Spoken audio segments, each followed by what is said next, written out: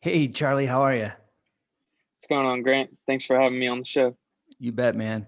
You know, it's been a long time. We've been talking about getting you on this show for a long time, and not only working with you, but seeing you progress as a boxer has been incredible. And so today I'm really excited to share with everybody your story, just your journey as a boxer, what you've done, and all the things you have done to earn to be a part of the USA national boxing team. So, and also share your mindset too, because we all know there's people that are very close to you. You are reserved, but man, there's a fighter, there's a tiger in there, and I can't wait to share everybody kind of what your mindset's all about. Right. All right. So, as I know and I've seen over time how mentally tough you are, man. You're the way you move, the way you take hits, the way you jab, man. You know that nasty jab that you have. hmm You just shown a lot of mental toughness. So when you think about being mentally tough, what does that mean to you? I feel like mentally tough's just all in your mind. Like as long as you believe that you can do it, you can go out and make it happen.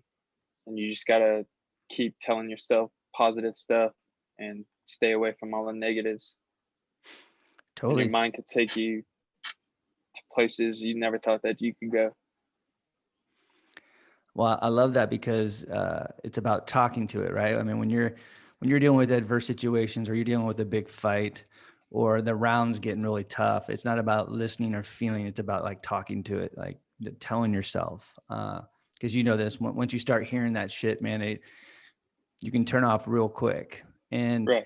you know, when you think about your whole career, I mean, you've been boxing for years since you were a little kid, and I know that there's tons of championships you've won.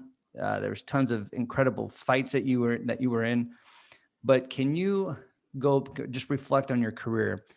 Can you go to that one fight or that one moment in your career where you had to be mentally tough, where you had to not listen to your thoughts, but like talk and get into control and just fight through it? Right. I'd have to go with my very first international fight without headgear. It was in Canada, and it was against the Canadian team too. And there's like ring entrances. There was like a huge crowd, like big TVs showing like the replays and stuff. And that was like my first time being in like a situation like that, where like the whole crowd's going for the other guy.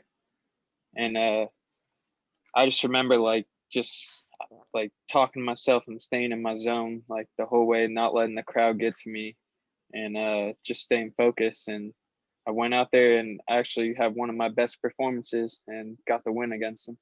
Wow.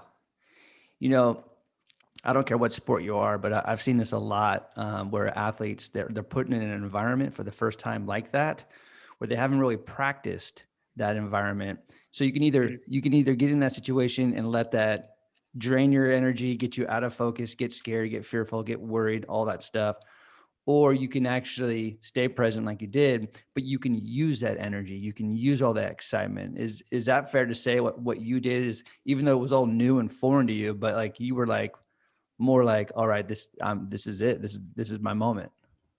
Yeah, I feel like my coach Miguel trained me very well for moments like that, because he'd always tell me before fights like, don't pay attention to anybody on the outside, just focus on your job. So like even though he wasn't there, I still think about like what he would be telling me before a fight, and Awesome. I just used that and went in there and had to do my job. Yeah. And we're going to talk about Coach Miguel because not only is he, I know he's been very instrumental throughout your whole career. He's just a special person. So we're going to talk Right. about a little bit how he's supported you and developed you as a boxer. But we'll probably start talking about him in a second because I want to go back because it's your story is so incredible, and it started very, very, very young when you started getting into this sport.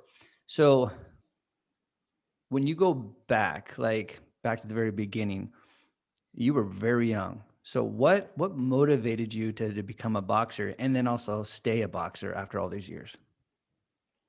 Right. So like when I first started, um, it was like new because I was so used to having team sports, but like I would get really frustrated as a kid because I was just far more athletic than most of my peers, and I hated losing. Like so, but we were like we were always like undefeated like through team sports through elementary, and then when I came into boxing, I actually lost my first two fights, and I remember like even as a kid like telling myself like it was like the first time I like self-doubted myself. I was like, man, if I lose another fight, I'm not doing this no more. But then from that moment, like it just started to click for me. Like I got the hang of like how boxing worked and how the sport worked and how to win, and I just went on a winning spree. And I ended up going to my first national tournament.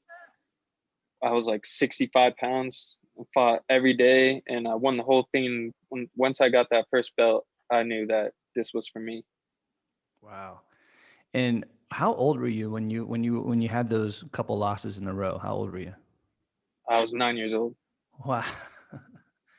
So at a young age, you learned how to deal with losing, Yeah. and yeah, it's incredible. And I think what is your relationship with losing now? Obviously, you don't lose that much, but when you do, does it motivate you? What does it do to you, and how do you actually overcome some of those losses? You just gotta take it as a lesson, take it on the chin. You can't let it beat you up. So I watched like all my films and see what I could improve on. And even if I feel like the decision went my way, like there's a reason why the judges didn't give it to me, and I gotta make sure I correct those mistakes.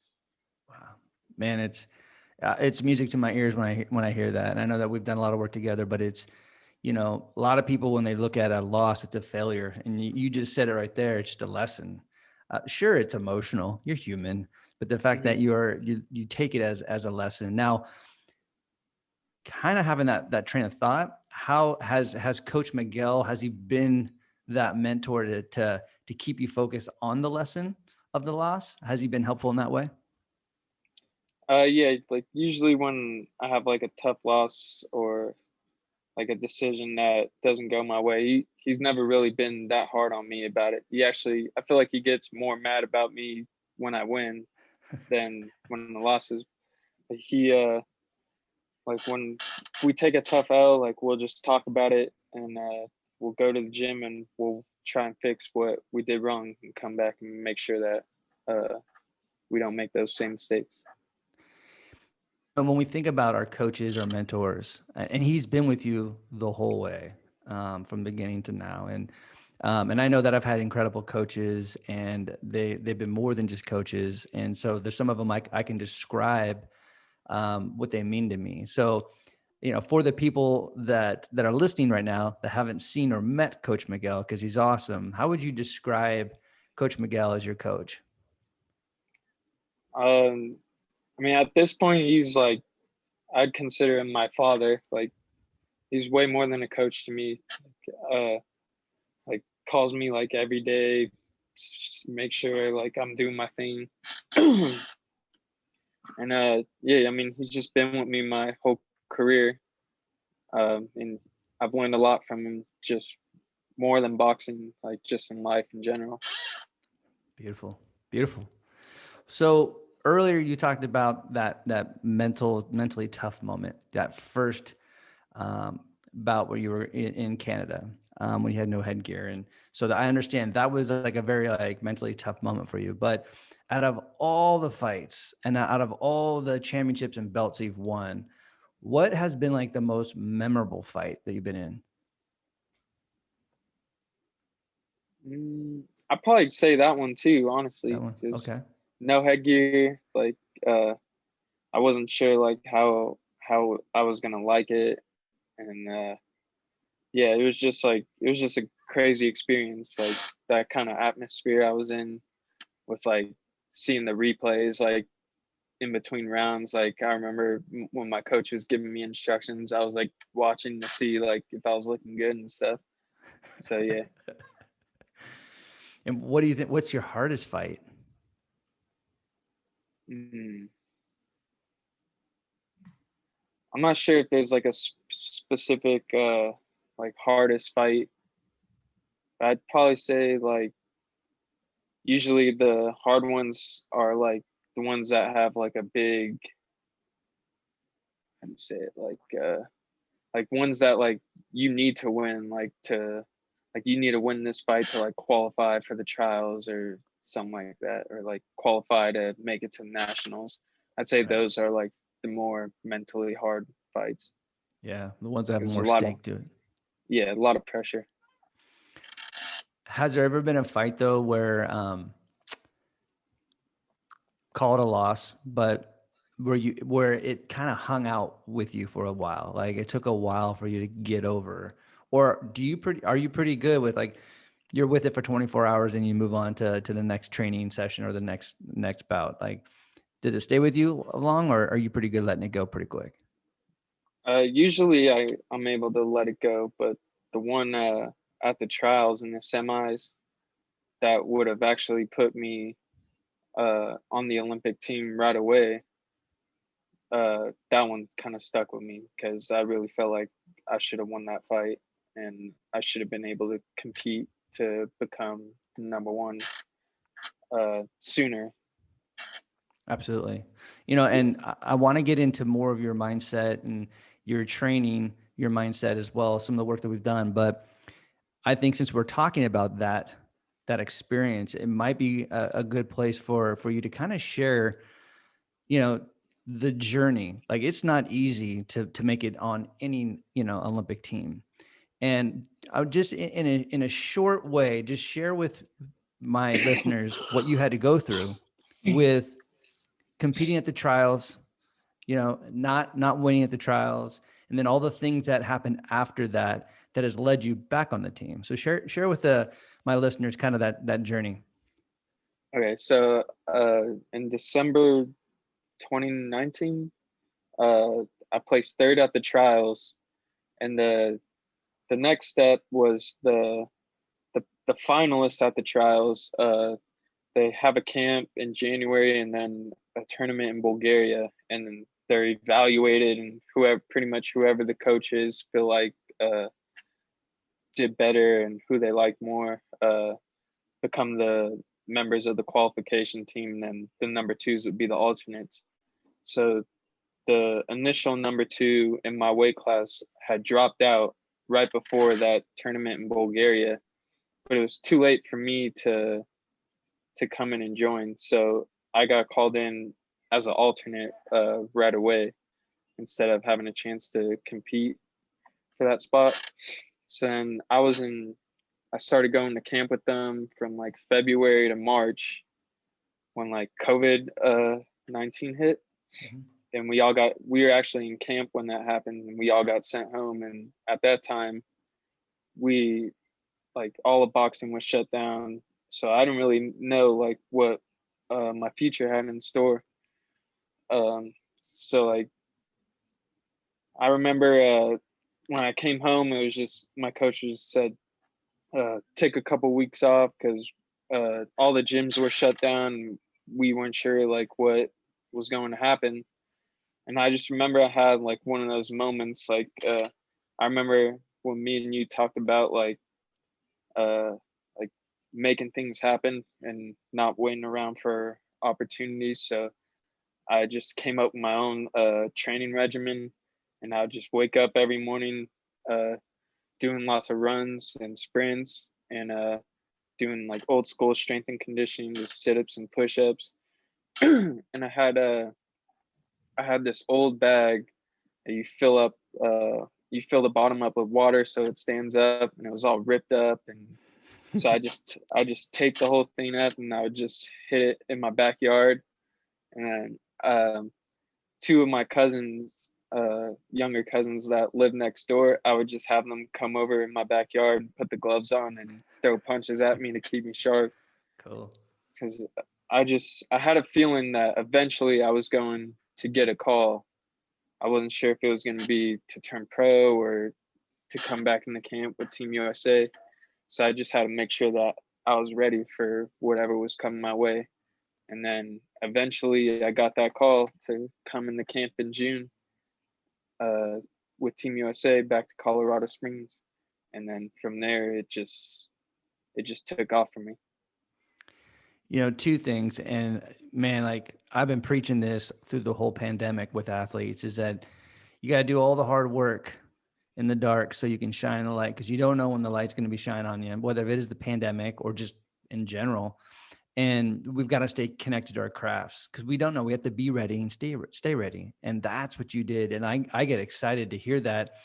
So that's incredible because I know there's a lot of athletes that didn't take that route. Now, Right. when you got that call, right? So you've stayed ready. You did everything you can within your power. You can control the controllables, and you get that call to be on the national team. What was that like? Well, that call wasn't to be on the national team. That call was just to come back in the camp. So like I was pretty excited for that, and I actually got to camp. The camp was only for the number ones, but the number one in my weight class didn't show up, so that's why I was called in. And like as soon as I like got here and I found that out, I was like, oh, like now's my time to like really show these coaches like what I'm capable of. And I came in like I was already in shape because I was doing all that work back home. So I came here and I was crushing all the workouts, and I feel like I really opened their eyes. And then the next camp was the same thing. The number one in my weight class didn't show up, and the more he wasn't showing up, it was just giving me more opportunities. And then Right. eventually got to December, and then December Christmas Eve morning, actually, I got the call Wow. to that I was on the team, and it was just like, man, like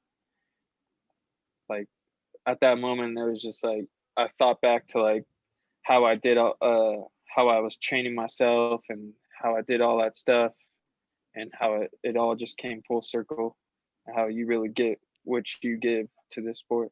Yeah. Talk about a Christmas present, right? Right.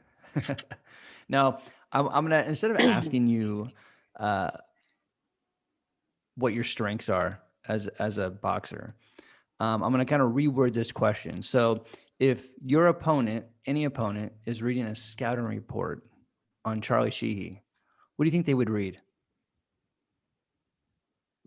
I think they would say that he's really good at using his feet. Um, his jab's really good. We got to stay away from that. Um, and we can't give him time to think. We got to stay on him, and yeah, just make it rough for him. Right. Just so my listeners, if you haven't seen Charlie fight, his jab, and not only on video is incredible, but in person, it's vicious. And so, I mean, I think I had a name for it back in the day. I think it was called Nasty or something like that. But man, it's quite a punch. Now, you've been boxing since you're a little kid. Have you always had this Olympic dream?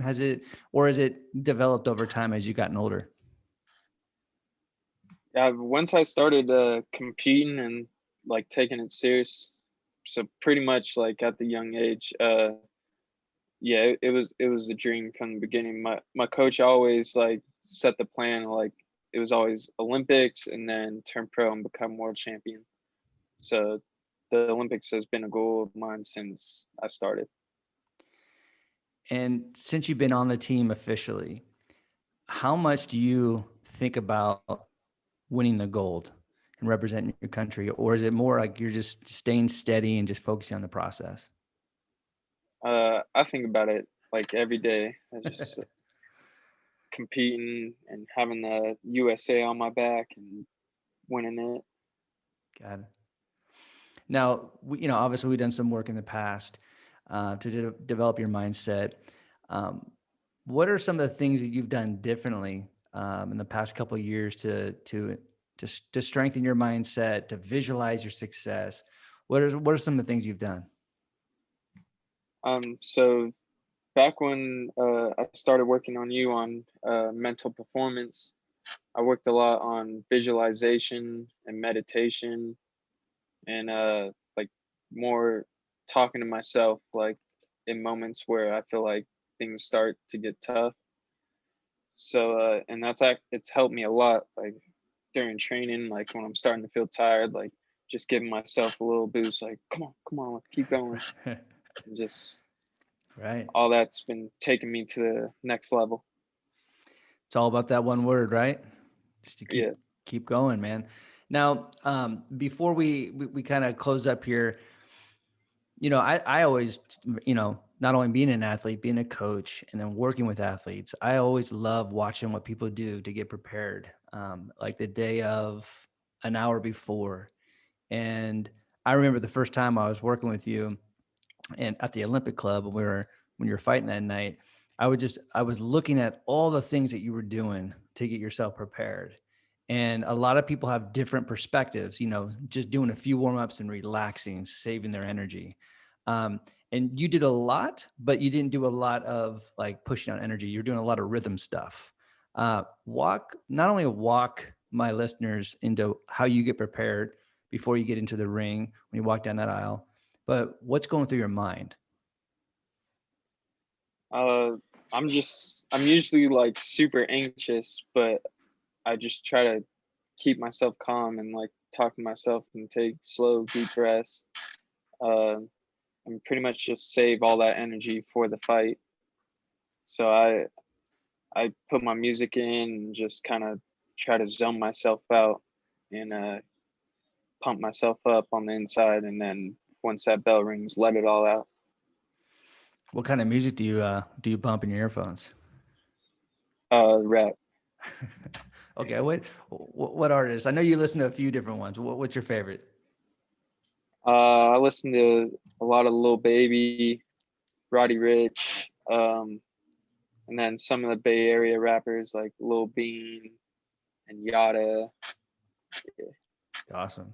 Now it's interesting. Obviously, you're going to be representing the country, USA. But is there a part of you that you're proud to represent the Bay Area? Yeah, for sure. Um, I have the chance to be the first Olympian since Andre Ward, and he was out of Oakland, and now San Francisco is gonna have one in me. I love it, man. I love it. Now, is Andre Ward, is he your favorite boxer, or was there somebody else before you that you look up to? Uh, Mayweather was my favorite boxer. He was the first person I watched, and just the way he was able to make people miss and hit them without getting touched, like that really stuck with me as a kid. But I really do like Andre Ward too. He's one of my top guys. Awesome. Now, a couple questions before we close up here. Now, obviously, Coach Miguel has been really instrumental in supporting you, but I know that there's other people outside of Coach that's helped you. Who are some of those people that have helped you along the way on this journey? Um, Definitely like my mom and my sisters. They've supported me, and they've helped me keep my chase my dreams and keep my dreams alive. And then I got to give a shout out to Mike Basil and Bruno. They uh, they really took me in as a, I think I was like 16, 17, and they took me in with a lot of strength training and bringing me along and allowing me to train alongside of a lot of top level pros and let me get a look at what it's like to be at the top of the level of the pro game. And I learned a lot from them too. Awesome. And then when you reflect on your whole career up until this point, up until today, what do you think you've learned the most about yourself? Um, I just learned like how like tough I really am. Mm, Like as a kid, like uh, I always considered myself to be like a tough kid, but I feel like boxing really pushed me to my limits, and it showed me all my it it took me to my lowest, but it's also brought me to my highest. awesome. Awesome. All right, Charlie, man. I can share your story and talk to you for hours. Man, I'm so excited for you, man, and being a part of your journey and helping you and seeing you grow has been it's been an honor, and I can't wait to the summer to see you do your thing and represent the Bay Area, the country, your family, coach. So, man, I'm going to be rooting for you all the way, man, and I appreciate you being on the show today. Thank you. Thanks for having me.